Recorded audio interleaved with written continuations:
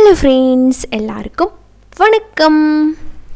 இன்றைக்கி நம்ம நிக்கீஸ் கிச்சனில் ஒரு 4 பீஸ் ப்ரெட்டு, அப்புறமா ஒரு பாக்கெட் மேகியை வச்சு குழந்தைகளுக்கெல்லாம் ரொம்ப விருப்பமான ஒரு ஸ்நாக்ஸ் ரெசிபி பண்ண போகிறோம். இது ஒரு டோஸ்ட்டு தான், பட் சாதாரணமான டோஸ்ட் கிடையாது. சாப்பிட்றதுக்கு சூப்பராக இருக்கும், ரொம்ப டிஃப்ரெண்ட்டாகவும் இருக்கும். அவங்கெல்லாம் ஃபன்னாக விரும்பி சாப்பிடுவாங்க. இது எப்படி பண்ணுறதுன்னு பார்க்கலாம். பார்க்குறதுக்கு முன்னாடி நம்ம சேனல் நிக்கீஸ் கிச்சனை இன்னும் சப்ஸ்கிரைப் பண்ணலைன்னா ப்ளீஸ் சப்ஸ்கிரைப் பண்ணிவிட்டு கூட இருக்கிற பெல் ஐக்கானை கிளிக் பண்ணிடுங்க. அதே போல் ஃபேஸ்புக், இன்ஸ்டாகிராம் அண்ட் ட்விட்டர்லேயும் நம்ம சேனலை ஃபாலோ பண்ண மறந்துடாதீங்க.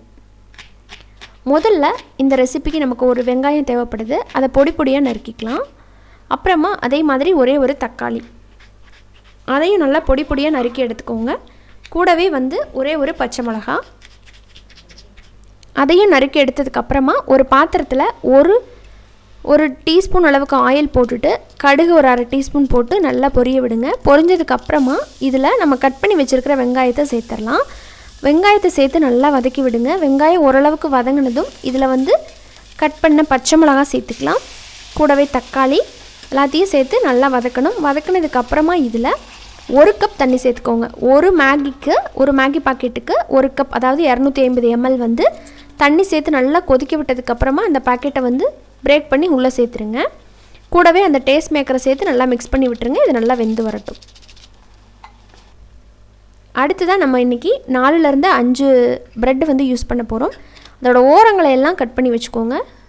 கட் பண்ணதுக்கு அப்புறமா இதை நம்ம ஒரு சப்பாத்தி தேய்க்கிற கட்டை இருக்கு இல்லைங்களா, அதை வச்சு நல்லா தேய்ச்சிக்க போகிறோம். அப்போ தான் இது ரோல் பண்ணுறதுக்கு ஈஸியாக இருக்கும். அதனால் தேய்க்காமல் பண்ணிங்கன்னா மடக்கும் போது உடஞ்சிரும். அதனால் இப்படி தேய்க்கிறோம். எல்லா ப்ரெட்டையும் இந்த மாதிரி தேய்ச்சி வச்சிடலாம். அடுத்தது பாருங்கள், மேகி எப்படி வந்திருக்குன்னு பார்க்கலாம். சூப்பராக ரெடியாகி வந்திருக்கு. இப்போ இதை எடுத்து ஓரமாக வச்சிடலாம். இது கொஞ்சம் நேரம் ஆற விட்டுருங்க. அடுத்ததாக ஒரு பவுலில் 1 டேபிள் ஸ்பூன் அளவுக்கு மைதா மாவு, அதை சேர்த்துட்டு கொஞ்சமாக தண்ணி சேர்த்து இதை கட்டியாக கலந்து எடுத்துக்க போகிறோம். ரொம்ப தண்ணியாட்டு இருக்கக்கூடாது, கொஞ்சம் பேஸ்ட் மாதிரி இருக்கணும். நமக்கு ஒட்டுறதுக்காக இது தேவைப்படும். இந்த மாதிரி அடுத்ததாக நம்ம ரெடி பண்ணியிருக்கிற ப்ரெட் எடுத்துக்கலாம். அதை ஓரத்தில் இந்த மைதா மாவு பேஸ்ட்டை அப்ளை பண்ணிடுங்க. அப்ளை பண்ணிவிட்டு அந்த ஓரமாக நம்ம என்ன பண்ண போகிறோம்னா, ரெடி பண்ணி வச்சுருக்கிற மேகியை வைக்க போகிறோம். உங்களுக்கு எவ்வளோ தேவையோ அவ்வளோ வச்சுக்கலாம். ப்ரெட்டுக்கு தகுந்த மாதிரி அப்படியே ரோல் பண்ணிட வேண்டியதான். எட்ஜஸ் எல்லாத்தையுமே அந்த பேஸ்ட் வச்சு நல்லா கவர் பண்ணி இதே மாதிரி எல்லா பீஸையும் எடுத்துக்கிட்டு ஒரு பேனில் 1 டேபிள் ஸ்பூன் அளவுக்கு நெய் போட்டு நம்ம டோஸ்ட் பண்ணிக்க போகிறோம். அப்படி இல்லைன்னா பட்டர் ஆயிலில் கூட பண்ணலாம். நெய் இன்னும் கொஞ்சம் நல்லா வாசனையாக இருக்கும், குழந்தைகளுக்கெல்லாம் ரொம்ப பிடிக்கும்.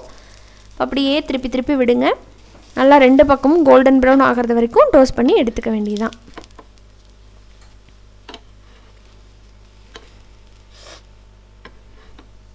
சைடில் உங்களுக்கு டோஸ்ட் ஆகணும் அப்படின்னு நினச்சிங்கன்னா இந்த மாதிரி லைட்டாக வச்சிங்க அப்படின்னா அங்கேயும் மொறுமொறுப்பு கிடைக்கும்.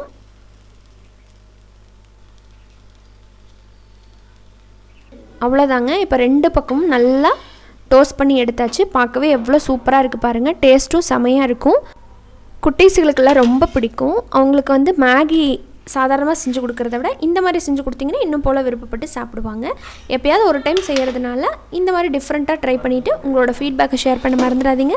இந்த வீடியோ உங்களுக்கு பிடிச்சிருக்குன்னு நினைக்கிறேன். பிடிச்சிருந்ததுன்னா லைக் பண்ணுங்கள். அண்ட் மறக்காமல் நம்ம சேனலை உங்கள் ஃப்ரெண்ட்ஸ் அண்ட் ரிலேட்டிவ்ஸ் கூட ஷேர் பண்ணிக்கோங்க. இன்னொரு இன்ட்ரெஸ்டான ரெசிபியோட மீண்டும் சந்திக்கிறேன். அது வரைக்கும் நன்றி, வணக்கம்.